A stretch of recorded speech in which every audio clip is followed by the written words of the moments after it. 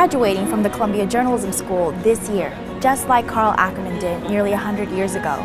He walked out of these doors and was soon in Berlin, reporting from the trenches on what's been called the bloodiest war of the 20th century. Only a destroyed German army leadership will make the people overthrow the group of men who do Germany's political thinking today. I'm graduating from the Columbia Journalism School in May and just celebrating my 23rd birthday. Back when he was 23, Columbia grad Merrill Rukeyser was in charge of all the city's financial and business news at the New York Tribune. People turned to him for answers when stock markets crashed in 1929. On Black Thursday, before the afternoon rally, speculators and investors temporarily were all sellers. The explanation of the collapse is as simple as that. In 1935, Columbia journalism graduate John Hohenberg covered the trial for the kidnap and murder of the Lindbergh baby. The pack fairly shivered with apprehension. Suppose, each asked his neighbor, just suppose they let him go. Suppose, just suppose they only give him life. But the pack might as well have saved its fears. In 2 minutes, the verdict arrived. Death in chair. 70 years ago, scores of would-be students set off for the front lines of the Second World War. One Columbia grad, A.J. Liebling, hid out in the hull of a U.S. landing craft as bullets flew past to report on D-Day for the New Yorker magazine.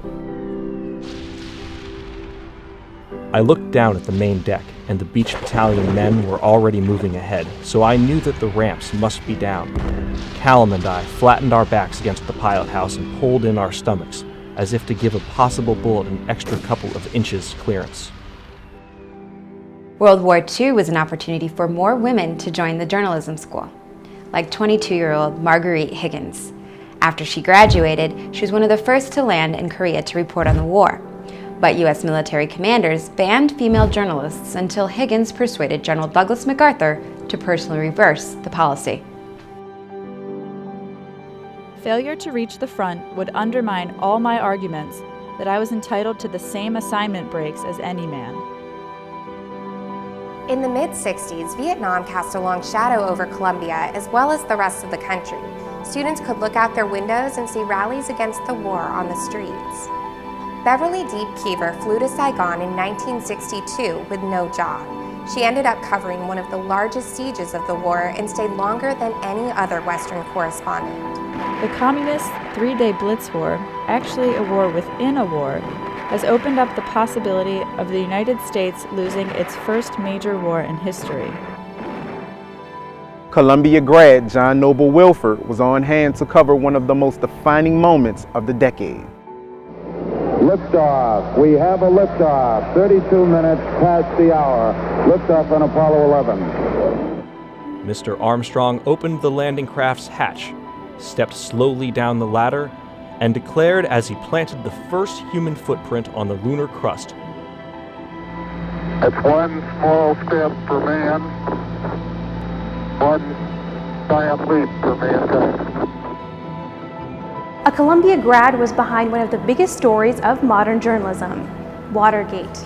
Washington Post managing editor Howard Simons assigned Woodward and Bernstein to the story, backed them when others at the paper ridiculed the investigation, and came up with the name Deep Throat. In the 1970s, Columbia was shaken up by CBS executive Fred Friendly, who added TV and documentary to the curriculum. One of his students was Tom Battaglia, who would go on to produce the CBS Evening News. As Columbia grew in reach and size, students who never dreamed of attending the school streamed through the doors, like John Quinones. He grew up in a barrio in San Antonio, Texas, shining shoes and picking tomatoes for a living. After he graduated, he joined ABC News. His report on the Congolese rainforest shed light on the critical need for environmental protection. Deep in the northern Congo, an enchanted world where butterflies grow as large as birds and trees rise as tall as buildings. In the 90s, Mitch Albom took advantage of the newly formed business and journalism degree offered by the school. He later authored the best-selling book Tuesdays with Maury, based on interviews he conducted with a dying ALS patient, Maury Schwartz. I'm Steve Croft. In 1975, I graduated from the Graduate School of Journalism at Columbia, and 25 years later, I went off to report a story in Pakistan about the rise of Islamic fundamentalism there, just a year before 9/11. For years, the Taliban were permitted to operate openly in the border regions of Pakistan. The government was unwilling to take them on politically or militarily. Now, Pakistan is facing a monster it helped create and has been forced to act. 8 years later, C.J. Chivers is on the outskirts of the Pakistani border. A former valedictorian of the journalism school, he covered the war in Afghanistan for the New York Times. Another round struck. Soldiers huddled as it screamed down and exploded. Private First Class William Solorzano described the unforgettable sound. "It's a bad noise," he said. Then he reconsidered. "Actually, it's a beautiful noise if you get to hear it. Because if you don't hear it, that's because you're dead." In 2006, Rodia Raghid trained in digital media at the journalism school. 5 years later in Tahrir Square, she wrote, filmed, live blogged, and tweeted stories from the center of the Egyptian revolution. Just listen to the chants roaring in downtown Cairo, the hundreds of people walking to the streets. It's unprecedented for people to march to the streets this way as an act of protest without security trying to prevent them.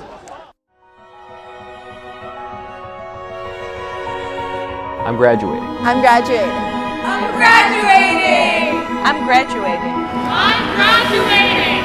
I'm graduating. I'm graduating from the Columbia Journalism School in May, just like 100 years of graduates before me. And after 100 years of defining moments. Of persistence. Of finding sources. 100 years of changing technology. Of deadlines. Of ups and downs. 100 years of seducing and betraying. Of sleepless nights. We're leaving this school to continue a tradition of the only 100 that matters. 100 years of storytelling.